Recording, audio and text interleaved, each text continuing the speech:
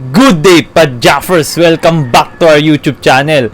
So ngayon, titignan natin kung ano ba ang panglaban ni Magnus sa London system. So itong technique na ito, medyo sikreto siya, pero ngayon hindi na sikreto kasi sinasabi ko na eh. So ang ginawa ko dito, dinownload ko lahat ng games ni Magnus sa Lichess. And then, binuksan ko sa Chessbase yung games niya, and then sinort out ko yung mga laro na itim siya. And then ngayon, titignan natin kung ano yung panlaban niya sa London system. So ayan, pwede nyo rin gawin to sa laptop nyo or sa desktop. So makikita nyo, ayan yung account niya, dinownload ko. Comment lang kayo kung gusto nyo malaman kung paano ba i-download yung mga laro sa Lichess. Lalo na pag hindi mo account. Kasi pag account mo, medyo madali lang eh. Pag hindi mo account, paano ba i-download? So, yan ang account ni Magnus. Alam ko, yan, no? Ang daming followers. 101,000 followers. So, titignan na natin kung anong panlaban ni Magnus sa London system. Actually, pwede din natin tignan kung anong panlaban niya sa E4 or sa English. Pero, kung gusto nyong makita yon, i-comment nyo lang. Kasi ngayon, ang titignan lang natin yung against sa London system. So, titignan na po natin. Ayan. So, nakikita nyo, itim dito si Magnus sa mga laro na to. So, kung mapapansin nyo, yung N, ito sa Chessbase kasi ito, sa Chessbase na program, yung N, yan yung number of games. So, yung total number of games niya as black, dun sa na-download ko, 3,301 games. So, madami na to. Although yung iba dito, bullet at blitz. Pero, sa opening naman kasi, usually, hindi na nila pinag-iisipan yan, lalo na kung bullet. Kaya, effective din na tignan ito, kahit sabihin na natin fast time controls. Kasi yung mga quality ng tira nila sa opening ng mga top level players, ng mga top players, talagang matataas kasi inaral na nila, inalam na nila kung anong mga tamang tira. So, yung mga tinitira nila dito, talagang mga preparasyon nila. Although may mga tinatago pa sila, pero at least makikita na natin kung ano bang panlaban niya sa London system. So, ayan. Yan yung total number of games, 3,301. Ito namang percentage, laging sa white side po, yan. Yan. Yung ibig sabihin, yung win rate ng white, 30% lang pag si Magnus ang kalaban. Nananalo pa rin pero 30%. Ayan, average rating ng mga nakalaban, 29-21. At yung performance nung tira na yon, 2977. So mataas. Bakit 2900? Kasi sa Lichess matataas ang rating. Kung titignan nyo, ang rating ni Magnus, ayan, sa bullet, 3115. So matataas talaga ang rating sa online chess. So, ayan, yung nag-E4 sa kanya, 1,263. At yung nag-D4, 1,240. So, hindi nagkakalayo yung E4 tsaka D4 sa mga laro ni Magnus. Yung sa mga nakalaban niya. So, titignan na natin, since London yung topic ng video na to, tignan na po natin, D4, ayan. So, mapapansin nyo, almost lahat ng tira nasubukan na ni Magnus. Ayan. Pero ang pinipili niya, D5, kasi 467 games, yun ang pinakabarami. Pangalawa, Knight F6, 390 games. Tumira din siya ng G6, 101 games. So, titignan natin yung D5 tsaka yung Knight F6, pero sisimulan natin sa D5. So, pag nag-D5, ayan. So, number 1 yung London. Ayan, Bishop F4. Bishop F4, 175 games. So, after Bishop F4 na move order, sini-C5 agad ni Magnus. Ganyan palang panlaban ni Magnus. So, after C5, E3 usually, ang tinitira, pwede rin C3, pero walang tumira. So, tignan natin yung E3. So, after E3, kinakain niya na kaagad, C takes D4, pero, Knight C6, mas mataas yung win rate. Mas mababa sa white. Ibig sabihin, mas mataas sa black. Ayan, makikita nyo. 24.1. At makikita nyo dito sa ilalim kung yung bar. Yan. Ito, panalo ng black. Ito, panalo ng white. Tapos ito, draw. So, sa C takes D4, ganyan. Sa Knight C6, grabe. Grabe yung nilayo niya, oo. Sa C takes sa knight C6, nakikita nyo ba? Ayan, yung sa knight C6, medyo maliit na. Ayan. Yung 0-1, 20 games. Yung 1-0, 6 games. While sa C-Tex D4, 43 games yung 0-1. Although, times 3 yung dami ng C-Tex D4 na laro ni Magnus. Pero titignan na natin yan. So, after C-Tex D4, E-Tex D4, knight C6. So, ganyan pala ang setup ni Magnus kapag nag-bishop F4 agad yung kalaban. So, after this, knight F3 usually yung nangyayari. Bini-bishop G4 niya na ang tira. Ngayon ko lang din na to. Medyo kakaiba pala yung tira niya dito. So, after C3, E6, nagtatranspose sa Caro-Kann. Kasi usually ganyan yung Caro-Kann eh. Nagka-Caro-Kann si Magnus. Alam ko, may mga ganito silang laro ni Wesley. So, ganito palang panlaban ni Magnus. Pag nag-D5 siya and then nag-Bishop F4 kaagad yung kalaban. So, para sa mga Caro-Kann players dyan, good news to sa inyo kasi magta-transpose lang din sa Caro-Kann. So, Bishop D6, kinakain niya, and then Knight F6. So, sa ganito, okay na yung ganito sa tingin ko. Ayan. So, nakita na natin yung panlaban ni Magnus, yung first 10 moves. Kapag nag-D5 siya, and then nag-Bishop F4 kaagad yung kalaban. Titignan natin paano ba yung, kung yung titira ng kalaban is yung traditional London na D4, D5, Knight F3. Kasi ganoon naman usually eh. So, tignan na po natin, D4, D5. Ayan. Ayan, Knight F3. 110 games din, kung mapapansin nyo. And then, Knight F6. So, 75. 75 yung Knight F6. Knight F6 talaga ang tinitira ni Magnus dito. And then, C4 yung main line, syempre. Ito po ang main line, kaya lang, Bishop F4 nga tayo kasi London yung tinitignan natin eh. So, after Bishop F4, C5 ang tinitira ni Magnus. Okay, so ito na yung gusto kong makita, yung C3. Kasi pag nag-E3 dito, pwede na naman mag-transpose sa Caro-Kann, pagkakainin, and then Knight C6, and then Bishop G4, Caro-Kann na naman po yung magiging laro. So, tingnan natin yung C3 kasi ito, hindi na to Caro-Kann. So, after C3, dalawang tira ang na-try ni Magnus, Knight C6 tsaka Queen B6. So, yung Knight C6 medyo maganda para sa white. Bad news to. Yung Queen B6 maganda para sa black. Yung resulta niya. So, yung Queen B6 10% win rate lang sa white. Ayan. Actually, hindi nga nanalo eh. 4 wins sa black and then isang tabla. Ayan. So, Queen B6 yung although kasi magkalapit lang sila eh. 6 games sa 5 games. So, pag Knight C6, E3, Queen B6, ganyan pala ang nangyayari sa mga laro ni Magnus. So, after Queen B6, Queen C2, nagtatranspose lang din, nagtatranspose lang sa ganitong position, kahit anong move order. Ayan, Knight C6, E3, Queen B6. Queen C2 ang tinitira ng kalaban niya. Kapag nag-Queen B3 dito, titirahan niya ng C4, Queen C2, Bishop F5, ganyan. Queen C1, bawal pong kainin yan kasi may kain doon. E6, Knight B D2, binabalik niya sa D8. So, ganito pala ang ginagawa niya. Ganyan. B5. Okay. A6. Okay. So, ganito pala ang setup ni Magnus. Sinasakal niya lang yung kalaban niya sa queen side.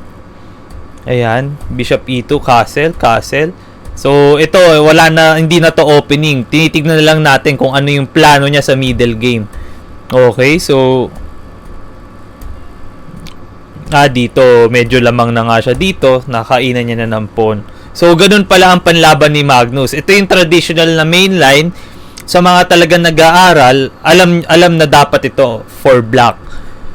So, alam ko na rin to, pero hindi ko tinitira kasi hindi naman ako D5 player. Bira po ako mag D4, tas D5 ang ititira ko. So, ibig sabihin, itong main line na ito, kasi ito rin ang madalas itira ng mga iba pang top GMs, talagang effective. Yung magna Knight C6 and then Queen B6. So ngayon, nakita na natin yung panlaban ni Magnus against London na ang first move ni Magnus ay D5, D4, D5.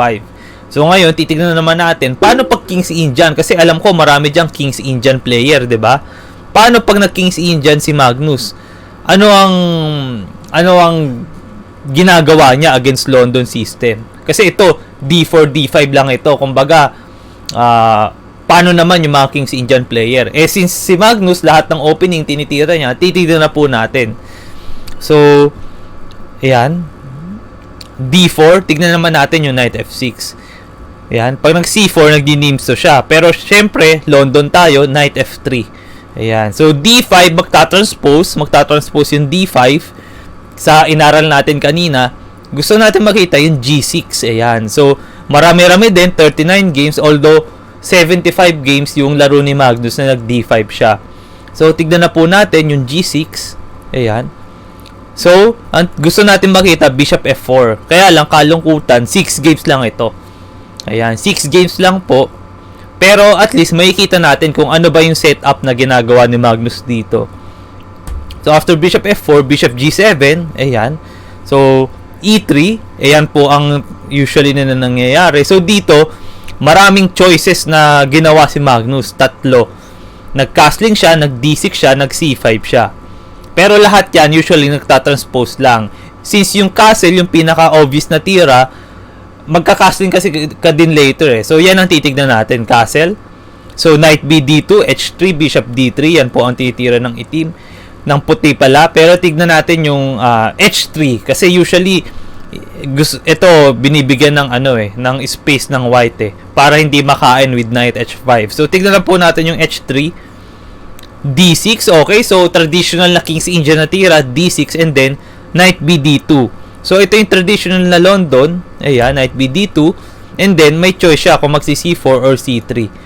So, tignan natin, ang ginagawa ni Magnus dito, either B6 or either knight B D7. So, ako, nasubukan ko, tumira ng knight C6.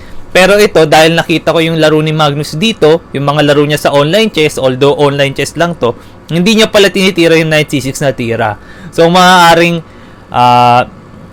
hindi niya lang gusto or pangit talaga yun. Pero, syempre, may kanya-kanya tayong taste. Ayaw niya yung knight C6 na tira.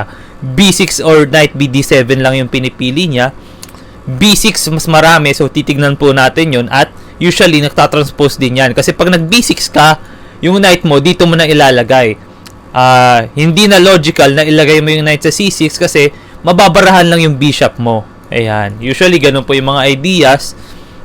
So, after B6, Bishop E2, Bishop B7. Okay? So, after castle, ayan. So, C5 or knight B D7 yung ginagawa ni Magnus dito. Usually, parehas lang yan kasi ang pinagkaiba lang, pag C5 pala, pwede nang ilagay ata yung knight dito. Medyo hindi na awkward kasi yung pawn, nakatulak na rin. Ayan. Pero tignan natin yung C5. Sige. Okay, so C5. C3, okay. So, ito traditional na London position, London setup. Knight B D7. So, ganito pala ang ginagawa ni Magnus dito. Ito, hindi po ito trap. Hindi ito trap at hindi ito tinira ng kung sino-sino lang. Hindi ko to tinira. Tinira to mismo ni Magnus. Kumbaga, pwede nyong gawing main weapon. Lalo na pag nahihirapan kayo na humanap na panlaban sa London system, sa London setup. So, ganyan palang sistema ni Magnus. Ibig sabihin, kung naglalaro kayo ng online chess since pandemic, pwede nyong gayahin to at mabilis nyo lang maititira sa opening kasi alam nyo na nga na isa to sa magagandang tira. So, if i-analyze pa natin further para makita natin kung ano bang idea sa middle game. Kasi kapag opening lang ang tinignan nyo, medyo hindi sapat yun. Kumbaga, anong gagawin mo pag sa middle game na? Pag hindi mo na alam, pag umiba na yung tira. So, titignan po natin. So, dito, ang tinira ng white A4. So, ang idea niyan, mag-A5, i-undermine yung pawn structure. So, A6, 4 games, A6 ang tinira ni Magnus. Para pag nag-A5, BB5 ba niya? Solid pa rin yung pawn structure niya. So, ayan, yan yung idea niya. So, Bishop H2, ayan, normal po yan para hindi matamaan ng E5. Grabe, 9 games ang tinira ni Magnus dito. Rook A7. So, ngayon ko lang po nalaman itong ganitong klaseng tira. So, gagayahin ko na rin po. Ititira ko na rin itong ganito. Rook A7 ang tira ni Magnus. Kasi, mapapansin nyo, nakadevelop na lahat ng pyesa. Yung queen kasi, pwedeng ilagay dito. Ang problema, mapupunta sa pin. Ayan. So, usually, pag napupunta yung, pag ganito yung position, usually ako gagalawin ko na tong rook. Kaya lang, dito ko ilalagay sa B8 or sa C8. Pero ang ginawa ni Magnus dito, nilagay niya po sa A7, Rook A7. So dito, marami nang nangyari, marami nang ginawa ang white, pero usually, depende yun sa kalaban nyo. So titignan na lang natin yung top choice, yung pinakamarami. So Rook E1, sensible move, preparing Bishop F1, and moves like E4. So after this, ang ginawa ni Magnus, Queen A8. Grabe yung mga tinitira ni Magnus. Gagayahin ko po to, sure ball. So after Queen A8, Bishop D3. Yan, para makapag E4. Kasi pag sa F1 lang nilagay yung Bishop, hindi makakapag E4. Dalawa lang ang dumedepensa tatlo ang umaatake. So, makikita nyo, pag inaral nyo ng ganito, makikita nyo rin yung ideas. Kasi ang ginawa dito ni Magnus, pinipigilan niya mag E4 ng Rook A7 tsaka Queen A8. Tama nga naman, kasi pag dito mo nilagay yung Rook, pag dito mo nilagay yung Rook sa C8, hindi mo maki-Queen A8. So, nilagay ni Magnus yung Rook niya sa A7, after Rook E1, Queen A8, after Bishop D3, Bishop C6. So, anong idea ng Bishop C6? Siguro, ilalabas niya yung Rook dito para may hingahan, or pwede rin siya mag B5. So, ang lupit ng mga tirada ni Magnus. So, ang ginawa dito ng kalaban niya, hindi nag E4 kasi baka natakot sa B5 na Queen E2. So, ang idea ng Queen E2, pine-prevent yung B5. Pero ang lupit ng ginawa ni Magnus, B5 pa din. So ito, pwede nyo talagang gawin sa laro nyo. Gayahin exactly kung anong ginawa ni Magnus dito kasi yung mga ititira ng kalaban nyo, maaaring ganito din. Gantong-ganto din mismo. So after B5, pinakain niya yon AB5, AB5, Rook takes A7, Queen takes A7, kinain, Bishop B5, Queen B5, Rook B8. So may bawi pala ng pawn doon. Ayan. So, after Queen D3, Rook takes B2, pwede na natin sabihin, tapos na yung opening dito. Ayan. Tapos na po yung opening stage, although 20 moves, medyo mahaba. Pero at least, natuto tayo kung ano ba yung panlaban ni Magnus sa London system. Both sa King's Indian setup at sa D4, D5, na kung saan nagtatranspose sa Caro-Kann yung D4, D5 ni Magnus kapag nag-London yung kalaban. Pero ito, titingnan lang natin further pa kung anong nangyari. So, after Rook B2, nag-E4, kinain niya si D4, Knight F8. So, inatras niya, siguro pupunta dito sa E6, at para yung isang knight niya, may atrasan din dito kasi baka mag-E5 yung kalaban So, nag-Knight C4, Rook A2, syempre, tinutukan, papaalisin, Bishop G3, Rook A1, in-exchange niya yung Rook, okay. King H2, Queen A6. So, dito may threat siyang Knight takes E4, and after E5, D5 yung tinira niya. Kaya lang may kain dito, kakainin niya to, ang lupit with the tempo. So, after Knight B2, nag-endgame, natapos na yung openings book ko dito. So, hindi ko nahanapin kung ano nangyari sa laro na ito, pero dahil alam naman natin si Magnus sobrang galing niya sa endgame, na ipanalo niya to kasi kung titignan nyo, ayan, kulay pula, ibig sabihin 0-1 yan, panalo para sa black. Siguro na mas mabilis din siyang tumira dun sa kalaban niya, pero na ipanalo niya to. Siguro na ano niya to, nakain niya to, na atake niya kasi black po ang magpipilit dito kasi bad bishop na to So makikita nyo, dahil sa video na ito, natuto kayo kahit papano kung ano yung magandang panglaban para sa London system. Pwede rin na kumuha ko sa ibang players, pero syempre, kanino pa ba tayo kukuha? Syempre sa world champion. Kahit ano yung inaral ko, kahit nag-aral pa ako, mas maganda pa rin yung tira niya, syempre. Kasi may mga ano yan may mga second yan, may mga coach yan, at syempre, world champion yan. Titira niyan yung mga best moves palagi.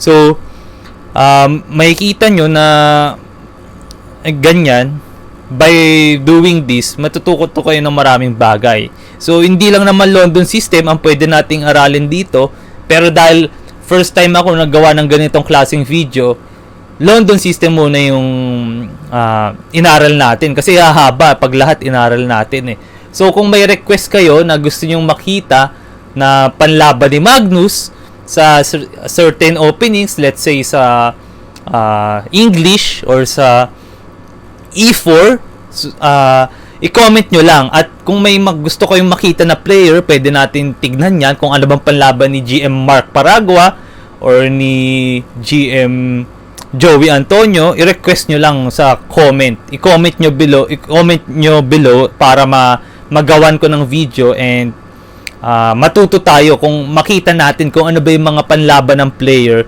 sa certain openings. At dito nga natutunan natin ngayon yung panlaban ni Magnus Carlsen sa London system. So, hopefully natuto po kayo sa video na ito at hanggang dito po muna tayo. Kung nagustuhan nyo po at natuto kayo, please like this video and don't forget to subscribe to our YouTube channel. Maraming salamat po mga Padjaffers.